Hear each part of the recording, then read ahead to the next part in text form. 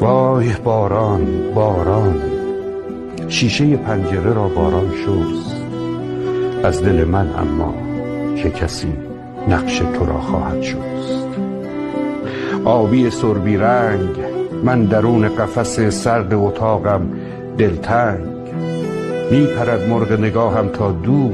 وای باران باران، پر مرغان نگاهم را شست.